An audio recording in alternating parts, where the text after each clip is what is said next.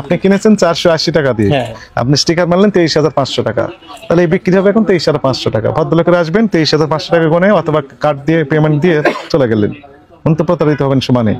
তাহলে আপনি যখন স্টিকারটা মারবেন তখন হিসাব করতে হবে স্টিকার মারার ইখতিয়ার আপনার আছে কিনা। আপনি যেখান থেকে কিনেছেন ওনার তো এমআরপি লিখে দেওয়ার কথা ছিল, আপনি তো এমআরপি লিখে দিতে পারবেন না। আপনি যখন তৈরি করবেন এই প্রোডাক্ট তখন আপনি এমআরপি মারতে পারবেন, আপনি যখন ইম্পোর্ট করবেন প্রোডাক্ট তখন আপনি এমআরপি লিখতে পারবেন। আপনি তো এই প্রাইস গান, এর নাম কি? গান মেশিন। গান মেশিন, গান মানে বন্ধ, কিসের গান মেশিন? প্রাইস গান মেশিন। প্রাইস গান মেশিন। প্রাইস গান মেশিন, এটা তো আপনার কাছে থাকা উচিত কিনা বলেন?